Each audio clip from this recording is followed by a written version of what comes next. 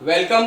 आज हम सीखेंगे कि हमने ये तो सीख लिया प्रेजेंट पे कैसे बोलते हैं कि मैं होशियार हूँ, मैं कमज़ोर हूँ, मैं ईमानदार हूँ, मैं थका हुआ हूँ, मैं गिरा हुआ हूँ, वो बेवफा है, वो खूबसूरत है, वो दुखी है। अभी मजा आएगा ना भिड़ो। ये सब तो सीख लिया। अब वो दुखी थी, मैं दुखी था, मैं बेचैन था, मैं बेकरार था। अच्छा, हमको सिखा रिया है। इन सबको मतलब पास्ट की बात, भूतकाल की बात बताते हैं, वो कैसे सीखना जरूरी है बहुत ज्यादा। ठीक है।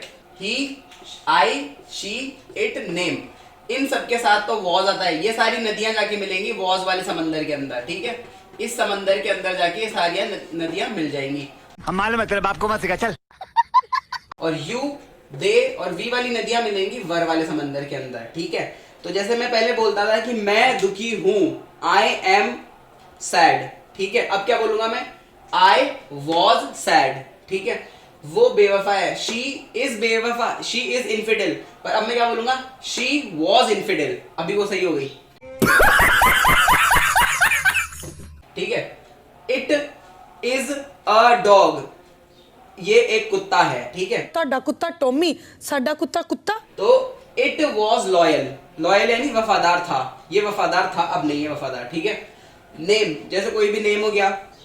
बबली वॉज यंग, अभी वो बूढ़ी हो चुकी है, पहले जवान थी बबली। ठीक है। Babli was young. और पहले ये लड़का पागल था, ही वॉज मैड या क्रेजी।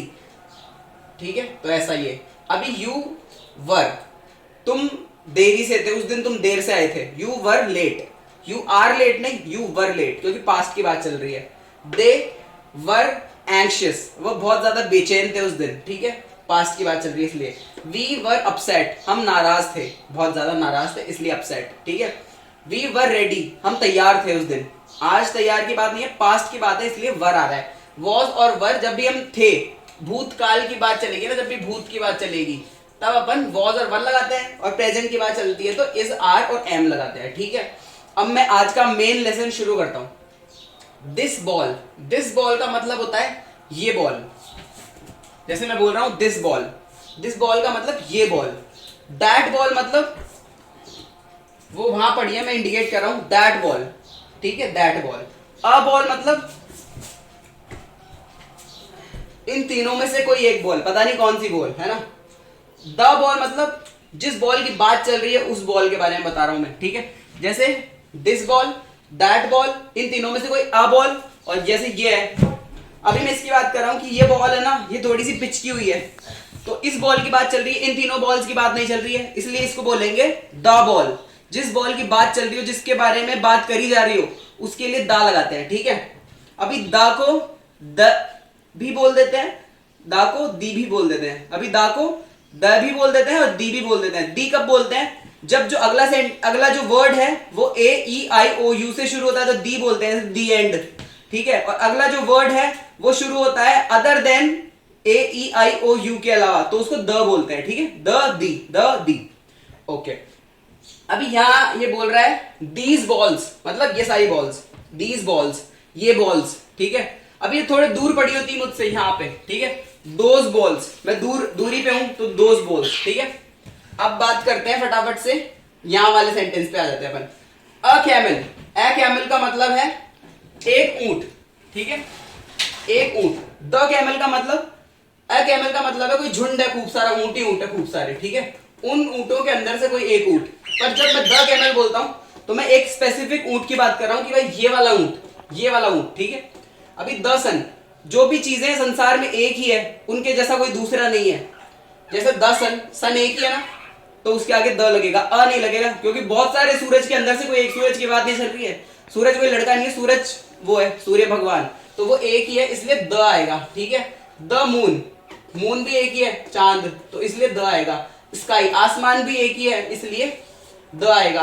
ताजमहल, ताजमहल भी एक ही है, इसलिए द आएगा। ये क्या एक मकबरे को आखिरी हद मान बैठे हो, मोहब्बत संगे मरमर के अलावा भी बहुत कुछ है। और क्या है? द राम सेतु, राम सेतु प्रेम की निशानी है, जो आज तक कभी दूसरा नहीं बनेगा और ना ही कभी बन पाया है, इसलिए द राम सेतु। ठीक है।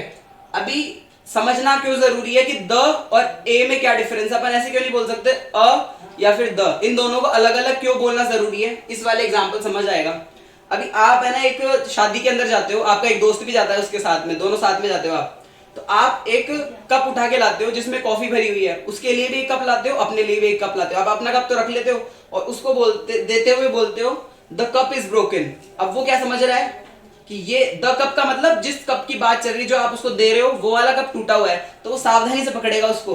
अगर आप ऐसे बोल देते हैं कि अ कप इज ब्रोकन, मतलब कोई एक कप टूटा हुआ है, वो क्या समझेगा, एक कप टूटा हुआ है, और वो समझेगा कि जो स्टॉल पे खूब सारे कप्स हैं उनके अंदर से कोई एक कप टूटा हुआ है, ये वाला तो साबुती है, और जैसे ही आप उसको दोगे उसके हाथ में कट भी लग सकता है। तो इसलिए जरूरी है द और ए अलग अलग करना, ठीक है। जैसे अपन बोलते हैं इन तीनों बॉल्स में से द बॉल, इस बॉल की बात करिए इसलिए द बॉल, और इन तीनों में से कोई एक बॉल तो अ बॉल, ठीक है। अब बात करते हैं आगे। The Ram Setu is amazing, Ram Setu एक ही है इसलिए द आया, अ नहीं आया, क्योंकि और दूसरा है ही नहीं राम सेतु जैसा, ठीक है। ए नहीं आया, द आया, the Ram Setu is amazing. उसके बाद में द सक्सीडू, सक्सीडू कोई दूसरा नहीं है, भले कितना ही कॉपी करे दूसरे लोग, डाइवर सोंडू बना ले, पर सक्सीडू तो एक ही है, ठीक है, दूसरा नहीं बन सकता। तो द सक्सीडू इज यूनिक, यूनिक मतलब जिसके जैसा कोई दूसरा नहीं है। द फैन इज डैमेज्ड, ये पंखा थोड़ा टूटा हुआ सा डैमेज हो रखा है, ठीक है। The fan is damaged. The ball is blue, अभी उन बॉल्स की बात नहीं हो रही, अब मैं बोलता हूं अ बॉल इज ब्लू, इन सारी बॉल्स के अंदर से अ बॉल इज ब्लू, तो क्या पता कौन सी बॉल की बात कर रहा हूं, पर जब मैं इसको उठा के बोलता हूं द बॉल इज ब्लू, तो मतलब ये वाली बॉल वो ब्लू कलर की है, ठीक है, इसलिए आया the ball is blue. Thank you so much for watching, like share subscribe comment.